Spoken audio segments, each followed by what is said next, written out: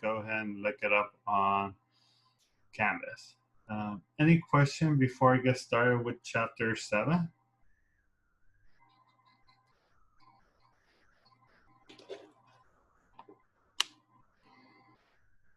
All right, so if there's no question, let's get started with chapter 7. So let me go ahead and share chapter 7.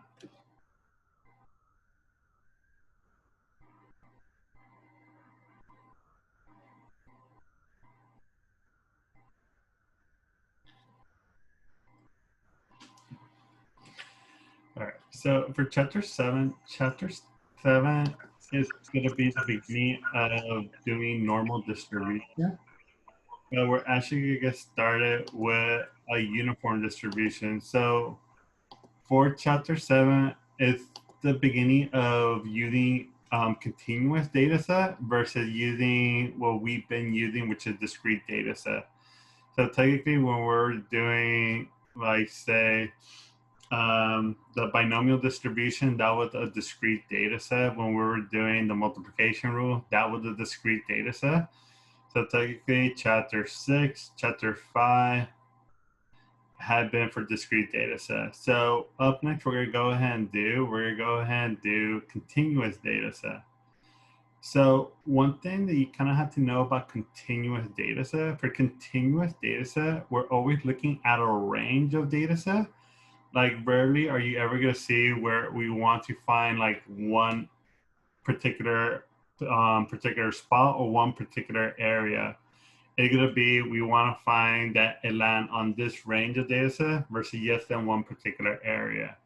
Because the thing is, if we want to find the probability that it land on one particular spot, the probability for that is always going to be 0. Because if you kind of remember, for continuous data set, there's infinite many options. So since there are infinite many options, if we're looking for one particular area, the probability to hit that one particular area will always be 0. So for chapter 7 and pretty much going on, we're always going to be looking at a range versus looking at just a particular spot. So we're not going to be doing like when we did binomial distribution, when we said we want to find the probability of getting exactly like 2 success or 5 success or 1 success or no success. It's going to be a little bit different for chapter 7. So the first one, the first distribution we're going to introduce is the, is the uniform distribution. So when we talk about the uniform distribution, the shape of a uniform distribution is of shape of a rectangle. So there we go. So it's a shape of a rectangle. So what a uniform distribution is, uniform, that means pretty much all of the events are alike. So for a uniform distribution, you say, if we were to cut this up into equal spaces, each one of these outcomes has the same probability of occurring. So let me see how many times I could evenly split this up. All right, so just imagine that I have this rectangle and I divided this rectangle into even spaces. So that means this event and this event have the same likelihood of happening. So when we do a uniform distribution, if all events are equally likely, and if I want to find the probability of this occurring, all I have to do is see how many outcomes or how many equal spaces do we have, and we do 1 divided by that. So if you look at this one, how many rectangles do I have in the big rectangle?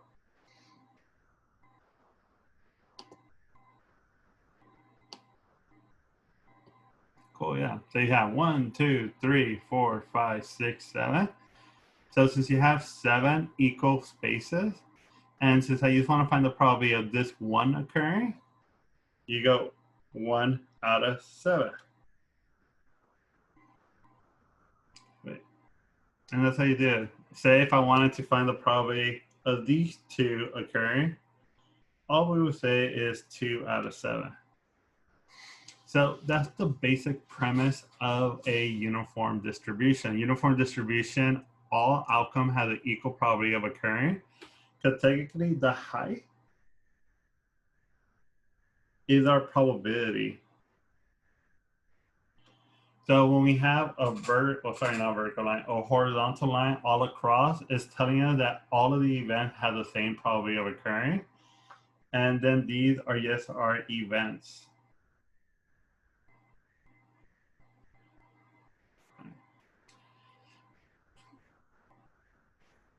Everybody good with that so far? All righty then. So let me erase this.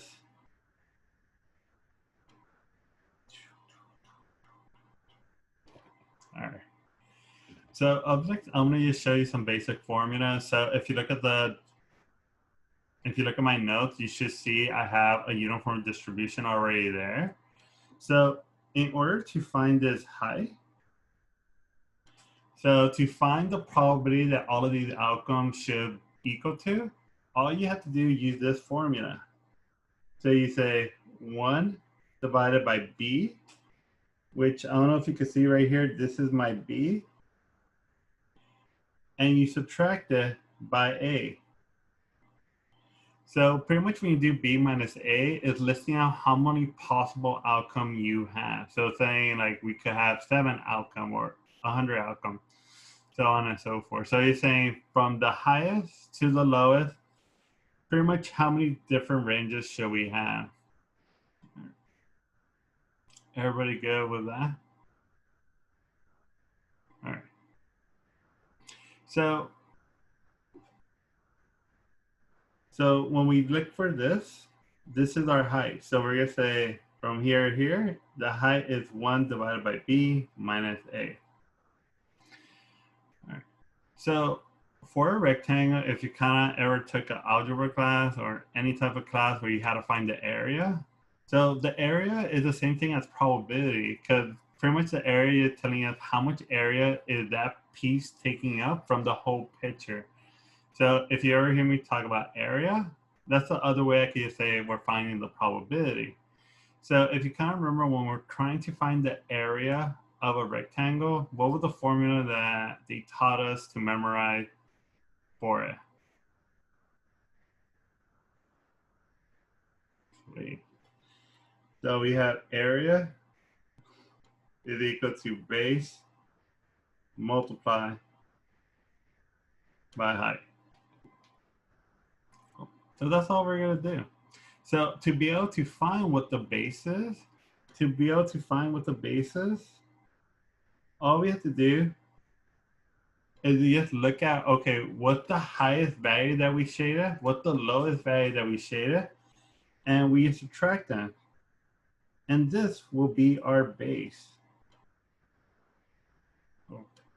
And if you look in the notes, I already pretty much gave you all of this. So to find the base, you do D minus C. To find the area, you do base times height. All right. So like the good thing about this problem, it's probably like the easiest problem to identify, because like in order for you to be able to do this problem, the problem literally had to say uniform distribution, or that is follow the uniform distribution. So for this one, if it doesn't say anything remotely close to uniform distribution, you do not want to apply this knowledge to it. You only apply this formula when it say is a uniform distribution. So let's go ahead and do our very first problem.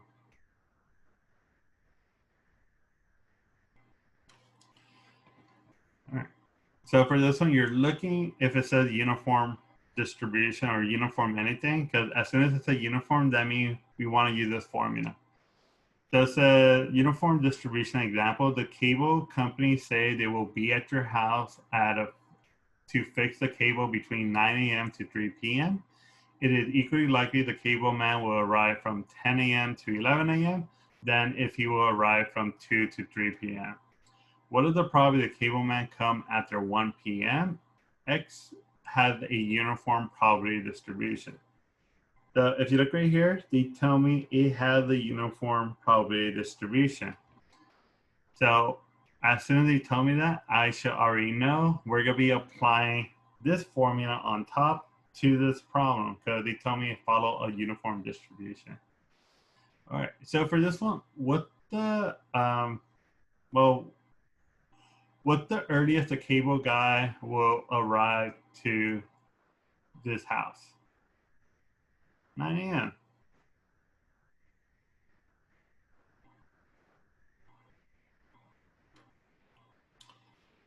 All right, so let's say 9 a.m. All right. What's the latest that this cable company could arrive to the house?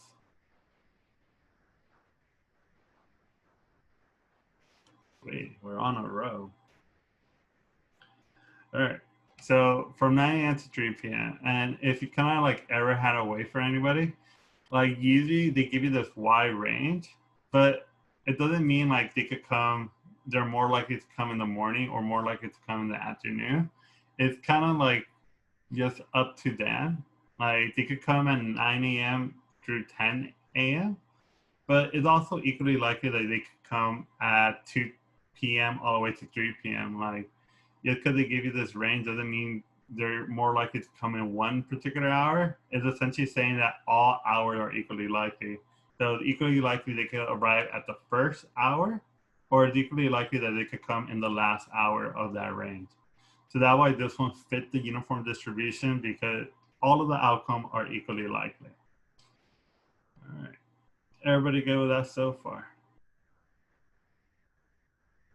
All right, everybody's good with it. So I'm gonna try to find the height. So for the height, it said you do 1 minus b minus a.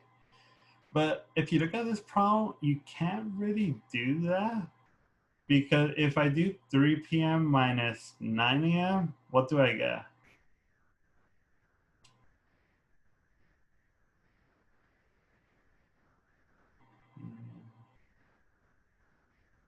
Well, you should get -6. Perfect. So that really doesn't make sense. So the reason why anytime you have time, you really want to convert this to something not time related or that particular time. Because if you kind of know for time, it's always reset at 12 p.m. unless we're using military time, which we're not for this one. So what we're going to do, we're going to do how many hours has passed from 9 a.m. So you kind of think about it. If the cable company arrived at 9 a.m., how long did the person have to wait?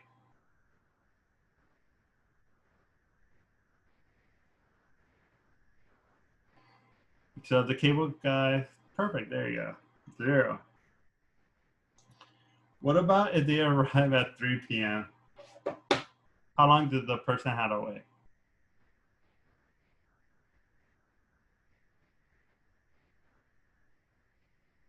Sweet, 6 hours.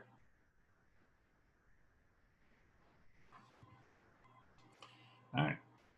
So that means you can wait anywhere from 0 hours all the way to 6 hours. So I'm gonna go ahead and fill this out. There you go, 1, 2, 3, 4, and 5. All right. So if you look at these, each one of these hours are equally likely. So it's equally likely you wait anywhere from 0 to 1 hour, 1 hour to 2 hours, 2 hours to 3 hours, 3 hours to 4 hours, 4 hours to 5, and 5 hours to 6 hours. So let's do this too. Let's say 10 a.m., 11 a.m., and we'll do 12 a.m. Oops, that should be p.m.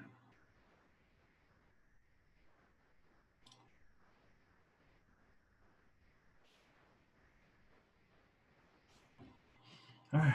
So we want to find the probability that the cable company arrive after 1 p.m., correct? So we have 1 p.m. over here.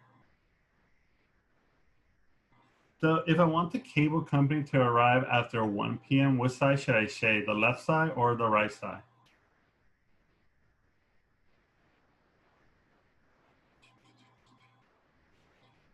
Perfect. So we shaded the right.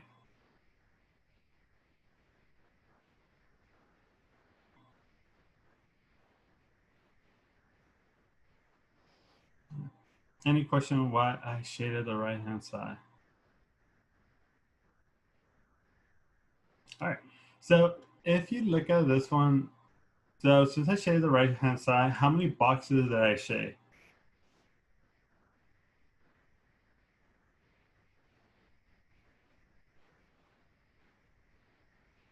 Cool. So I shaded two boxes. Out of how many total boxes? 6. So if you do 2 divided by 6, what do you get?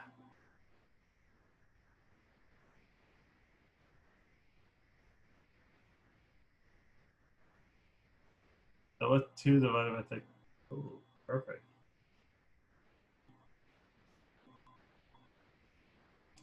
All right. And that's pretty much the uniform distribution. So you can kind of see the logic of the uniform distribution. That how it's supposed to be. Like if all outcomes are equally likely, all you have to see, you see how many outcomes do you have that you want, and you divide it by the total amount of outcomes that are possible. So unfortunately, like this is not always going to be the case where you could do this. So I'm going to show you now how to do it for the with the formula. So we shaded it because if you look at the prompt, it says come after 1 p.m. So since we want the cable company to come after 1 p.m. or what are the likelihood the cable guy arrive after 1 p.m., you shade 1 p.m. and everything to the right of it. All right, so let's do the formula.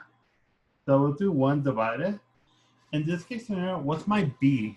What's the highest possible value or what's the highest amount of time we're going to wait for? Cool. What's the shorter amount of time we're going to wait for? 0.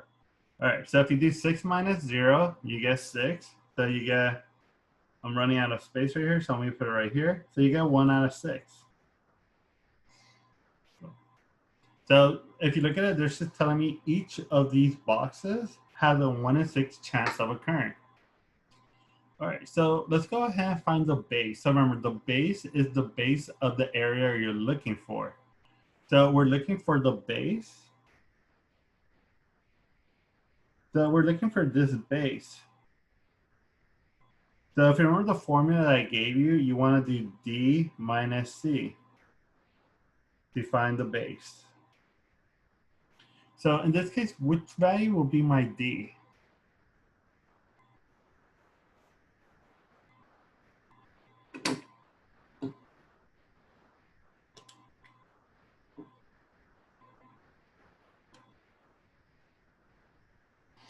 If you look right here, D is the highest value that I shaded. If you look right there, it's the highest value that I shaded. If you look at my shaded area, what's the highest value that I shaded? So it should be 6. And you want to subtract it by the lowest value that I shaded. What's the lowest value that I shaded? Perfect, 4. So if I do 6 minus 4, you get 2. So your base is 2. So now if I finally do the area formula, where I do base multiplied by height, you get 2 times 1 over 6, which is equal to 2 over 6, which is exactly what we got over here when we did it using our logic. So kind of depend on the problem. Like if it's as easy as this first one was, there's pretty much no need for the formula. You can just divide it up into equal spaces and you see how many spaces that you shade, and then yes, divide it by the total amount of spaces that you have. But if it's a little bit more complicated, you might want to rely on the formula. So that's why you kind of want to do both of them, because you don't want to just rely on the like being able to do it logically, because if you get stuck where the problem actually needs a formula, you should be able to know how to use a formula. All right, that's it for our first uniform distribution. Any question for that uniform distribution? All right, let's do the second one.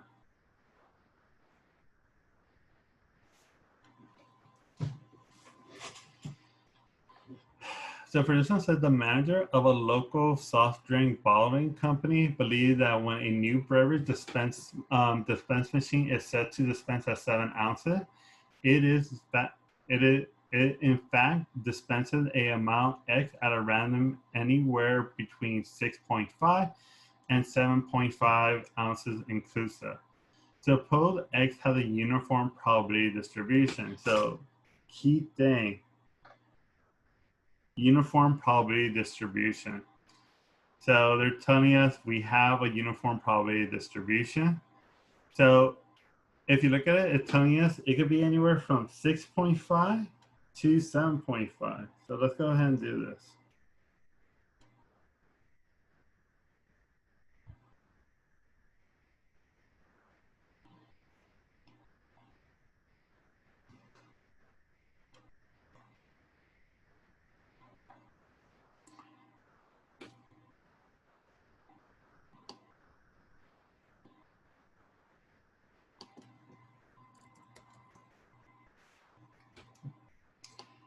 And just remember for these problems, you always want to simplify it to decimal. Like I just left it as a fraction because technically I already had did the decimal when I did 2 divided by 6 and I got 0.3333333. That's why I didn't like simplify because I had already simplified prior to that. So always simplify it to a decimal form. All right, so for part A, it says, what is the probability that a randomly selected bottle the machine will dispense at least 6.75 ounces? So we'll say 6.75 is somewhere over here. Oh, wait, it should be way closer over here. So you get 6.75. So for this one, which side should I shade? Should I shade the left of 6.75 if I want at least 6.75 ounces, or should I shade the right-hand side?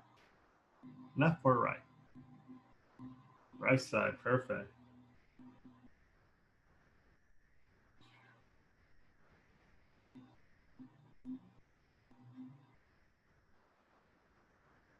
Great. All right, so what I'm gonna go ahead and do, I'm gonna go ahead and get the height of this, and then we're gonna get the base of it. So let's get the height. So to get the height, we do 1 divided by b. In this case, what's my b value? So what's the highest possible value we could get? 7.5, perfect.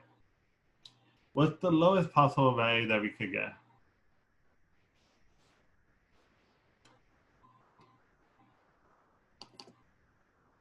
Oh, 6.5 on a row.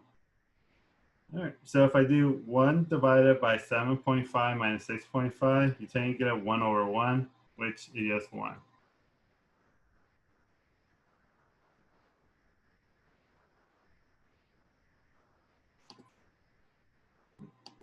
Any question on how I got the height to be 1?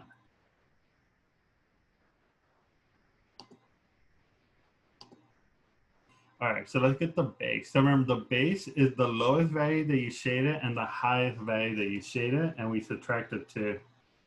So here's my base. So what's the highest value that I shaded in my base?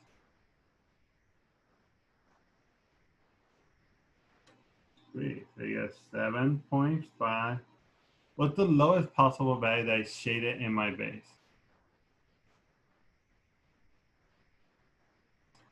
Sweet. All right, so we're gonna do base right here. So that's 7.5 minus 6.75. And let's see, what do I get? So 7.5 minus 6.75, you get 0.75. So my base is 0.75. So let's go ahead and find the area. So if I do base, which is 0.75 times my height, which is 1, you get 0.75. So that's 75%. And that's your final answer for this part A. Any question in regard to part A?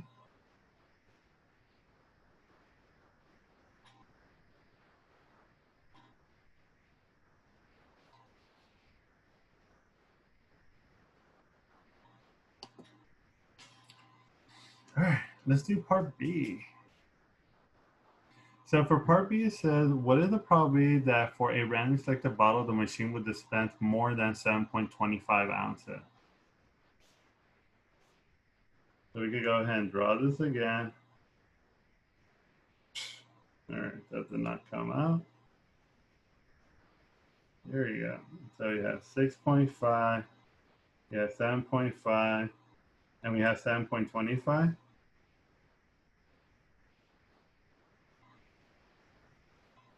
So if you look at this one, since we want it to be more than 7.25, which side should I say? The left side or the right side?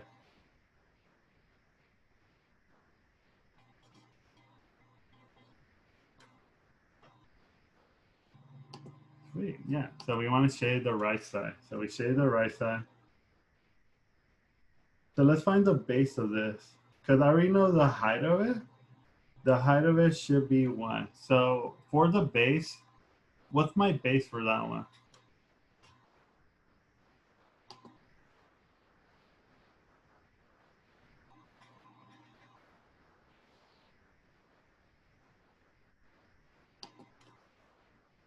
Oh, 0.25. Perfecto. So let's put that up. 0.25. So now if I go ahead and multiply the base times the height, and we're done. So we get area is equal to base, which is 0.25, times the height, which is 1, and you get 0.25. So there's a 25% chance that we get anywhere from 7.25 ounces all the way to 7.5 or more than 7.25. And that's it for B. Any question for B?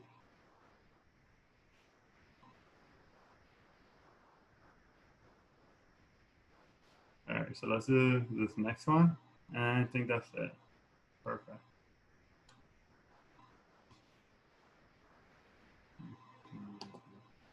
All right, so let's do this next problem.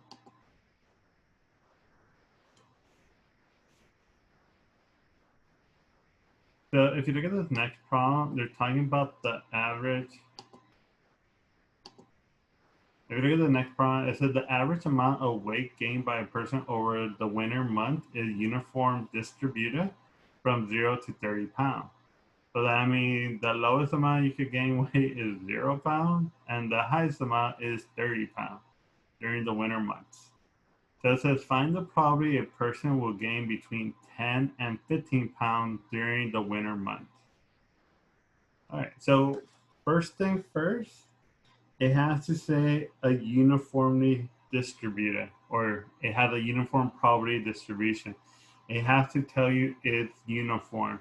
If it doesn't tell you it's uniform, pretty much you know you're not doing the uniform distribution. You only want to apply the uniform distribution when the problem states that it has a uniform distribution. So first thing first, it has a uniform distribution. So since it has a uniform distribution, we could go ahead and draw our rectangle. So for this one, what's the lowest amount of weight somebody could gain?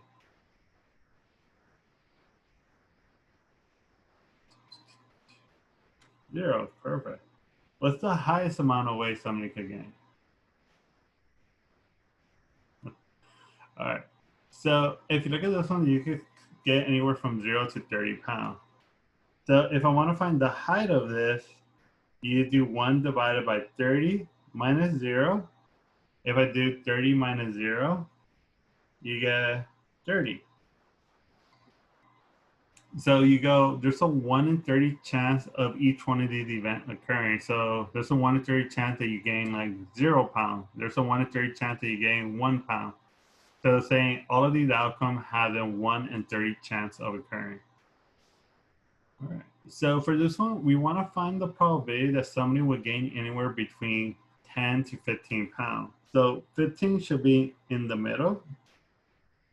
So we'll say 15 is there. And then 10 should be somewhere right here.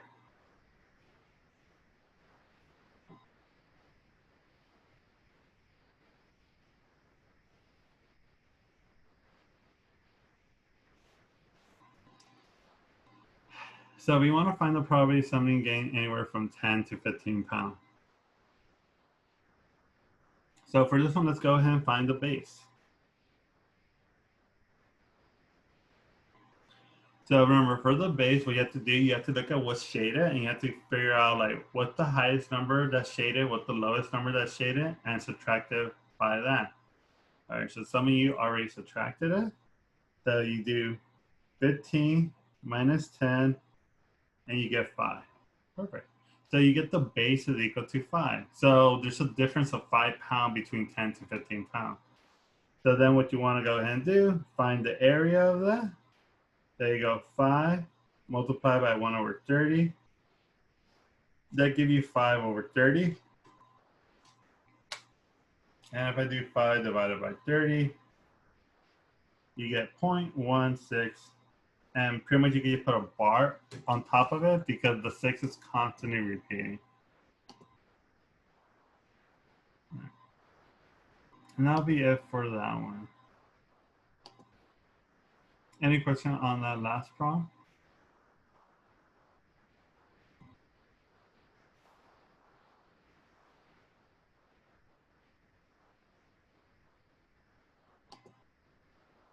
Yes.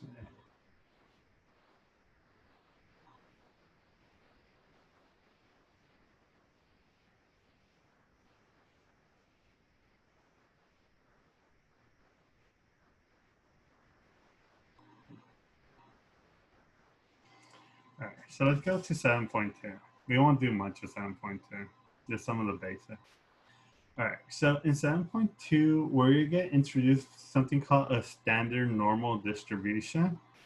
So you kind of already got accustomed to something called a normal distribution. So a normal distribution is essentially this. So that's a normal distribution. Okay, remember a normal distribution is something that resembles is symmetric. They usually call this also a bell-shaped curve. So if you ever hear me talking about like a bell-shaped curve or something that's symmetric or something that's normally distributed, pretty much this is the image that should come in mind to you. So anytime I'm referring to a normal distribution or something that's symmetric or something that's bell curve, you should think of this. So this is a normal distribution. So a normal distribution is usually centered at the mean. But what we kind of want to do, we want to find something called a standard normal distribution. So to be able to find the standard normal distribution, that's where the z-score come into play. So hopefully you remember the z-score back when, what, chapter 3? So the z-score, technically, when you're finding the z-score, you're stripping the value of the units and essentially making them into the z-score units. So once you find the z-score, it loses all of the units. So if your mean was for like height in inches, once you find the z-score, it loses the units because essentially when you find the z-score, it's just going to tell you how many standard deviation above or below the mean. So that's why as soon as you find the z-score, automatically the mean will equal to 0 and standard deviation is automatically equal to 1. So once you know you have the z-score or once you find the z-score, you should already know that the mean is automatically go back to 0 and the standard deviation is equal to 1. So it doesn't matter if your mean in the beginning started off at 70 and then your sigma was 10. Once you find the z-score, it revert back to mean is equal to 0 and sigma is equal to 1. And another way to notate that is right over here. So if you ever see n of 0, comma 1, that's pretty much telling you this, the mean, and sigma. So it is telling me that the mean is equal to 0 and sigma is equal to 1. All right. Any question in regard to that so far? All right. So let's do some basic problem. So all we're going to do right now is find the z-score. So if you look right here, it said let x be a continuous random variable that has a normal distribution with mean of 50 and a standard deviation of 10. Convert the following random variable to z-score. So they're telling us mean is equal to 50, sigma is equal to 10. So they want us to get this x value of 55, and they want us to convert it into a z-score. So if I do z is equal to x, which is 55, minus 50, you want to divide this by 10. And all I'm doing is following this formula over here. Any question? I got 55 minus 50 divided by 10. All right. So if you do 55 minus 50, you get 5. If you do 5 divided by 10, well, you get 0.5. And you're done. So we found our z-score. So our z is equal to 0.5. So that's telling us that this x of 55 is 0.5 standard deviation above the average. So just remember, as soon as you find this value, that's automatically telling me that n is 0, 1. So as soon as you find the z-score, the new mean and the new standard deviation for the z-score is mean is equal to 0 and standard deviation is equal to 1. All right, but that's it for A. Any question for A? All right, let's do B. So for B, we get x is equal to 35. So we're going to say z is equal to 35 minus 50 divided by 10. So if you do 35 minus 50, 35 minus 50 would give you negative 15 divided by 10. Negative 15 divided by 10 will give you negative 1.5. So in this case scenario, we get z is equal to negative 1.5. So as soon as you find the z value, that means the z value corresponds to a mean of 0, standard deviation of 1.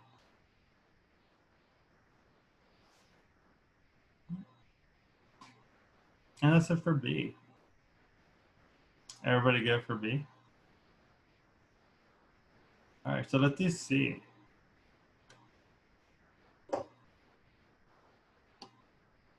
Now on the test, like if I ask you to find the z-score, like all you have to do is put negative 1.5. But I just want you to get into the habit of knowing that as soon as you find the z-score, pretty much my mu and my sigma go back to 0 and 1. All right, so let's do C. So I said, what does it mean when the z-score is negative or positive? So what does it mean when the z-score is negative? So what does, like right here for part B, we got a negative. So what does that mean about the x value?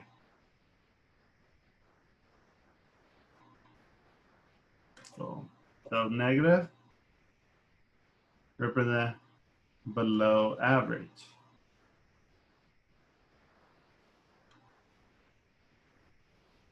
What about positive? What does positive mean?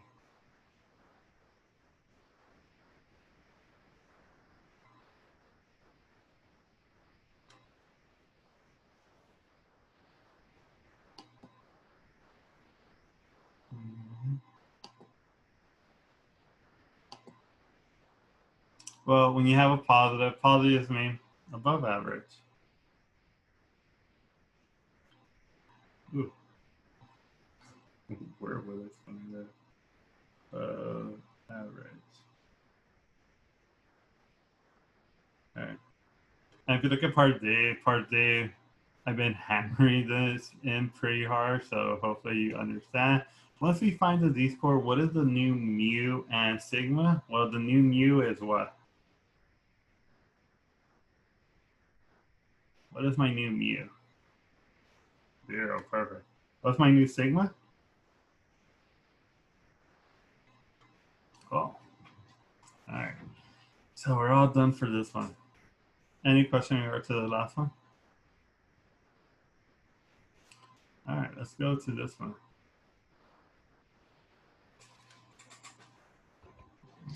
All right.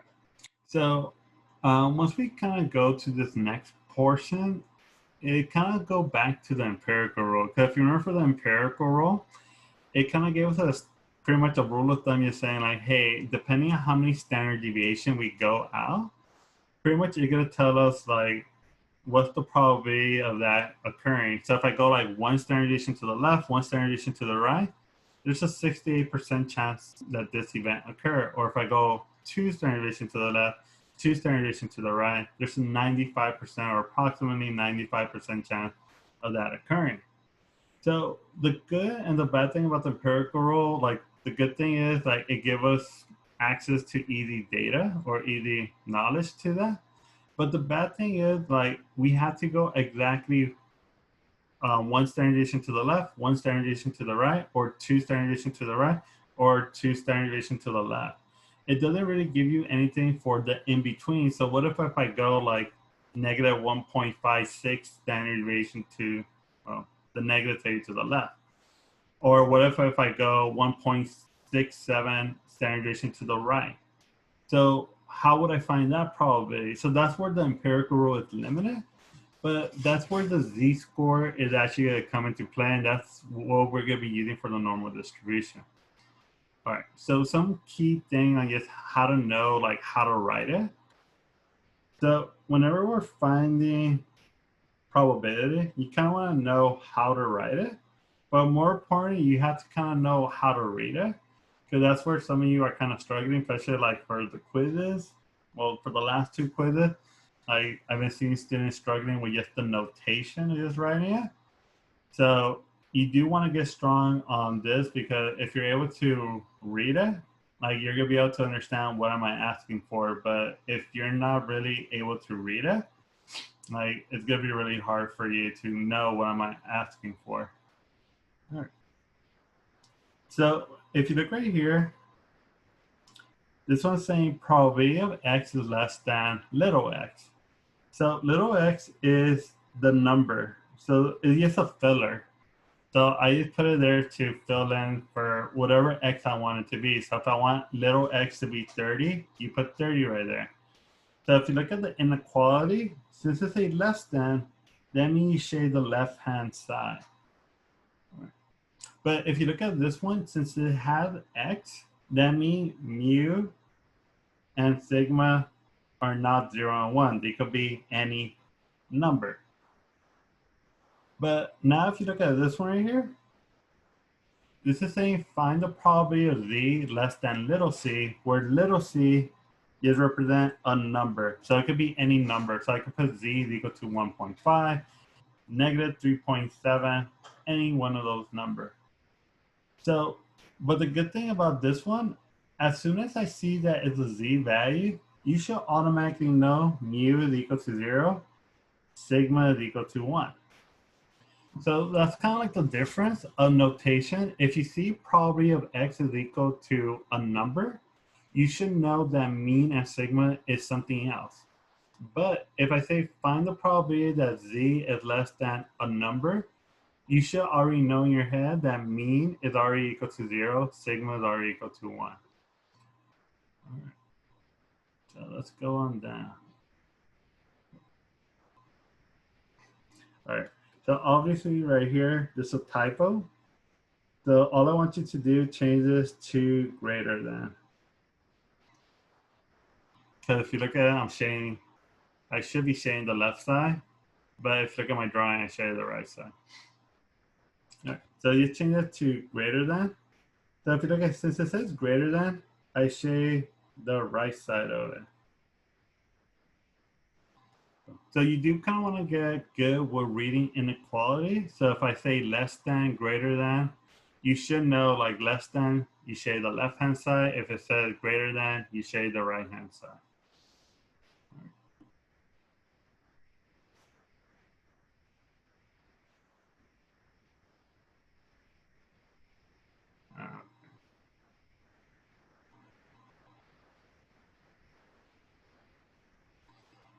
so lastly, we're gonna go over this one. So if you look at that one, you see how I have like a little sliver right here shaded in? And you could barely see that little portion like shaded. So if you look right here, we have probability of x is equal to little x. So anytime we have probability of x is equal to a number, it always going to equal to 0. Because the thing is, this has infinite many options. So if I only put one option,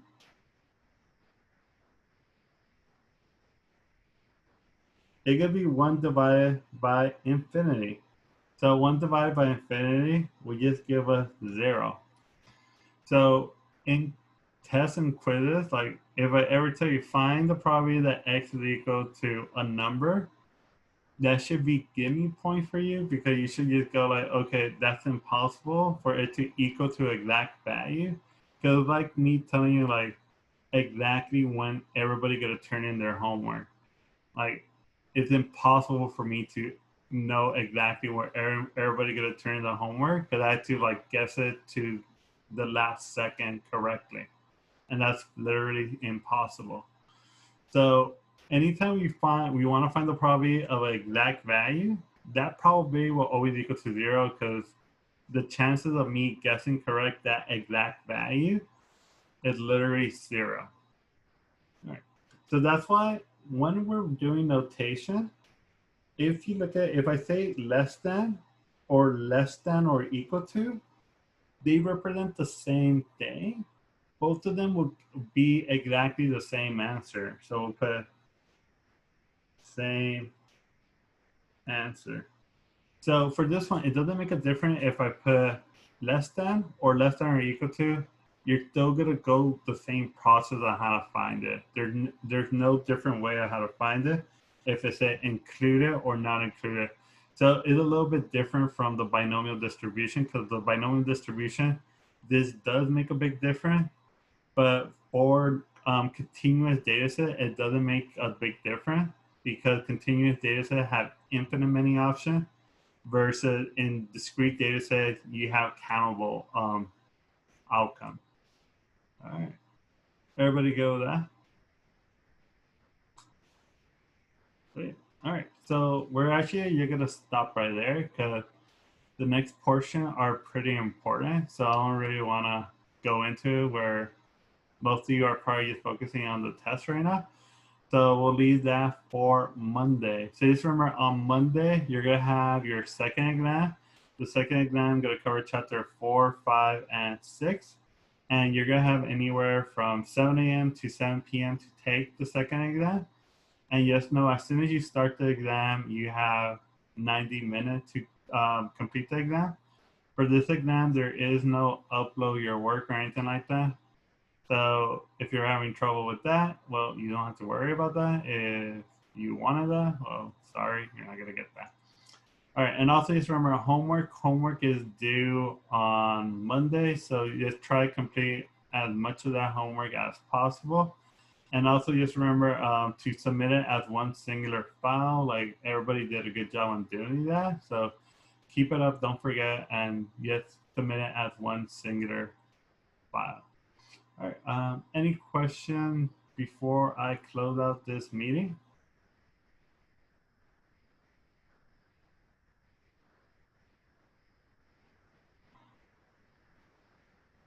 All right, so no question. All right, so have a good weekend. I'll see you on Monday. Good luck on the exam and do your homework.